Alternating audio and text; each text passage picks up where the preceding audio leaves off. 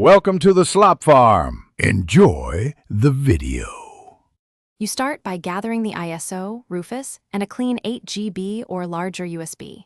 You will need admin access. Run Rufus as administrator so it can write boot records. Make sure to back up the USB because this will be erased. Once done, verify the ISO is complete and not corrupted. A bad ISO causes install failures. Also check the PC firmware mode options if both legacy and UEFI are listed. Proceed with the combined image process. You now configure Rufus to create a legacy and UEFI compatible stick. Choose the Windows 10 ISO, set partition scheme to MBR, and target system to BIOS or UEFI. If Rufus prompts to use UEFI, NTFS for files over 4 GB, accept that to allow large install. WIM or install. ES transfers. Start the process. Rufus will format, write the bootloader, and copy files.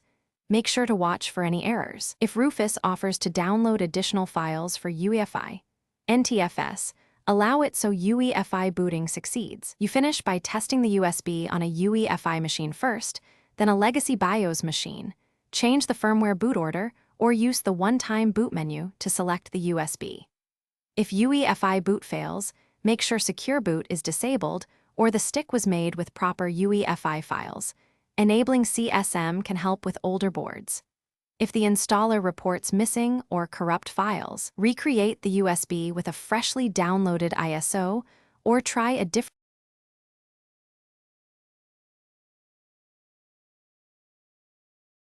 Thanks for watching. Consider subscribing if we helped you today.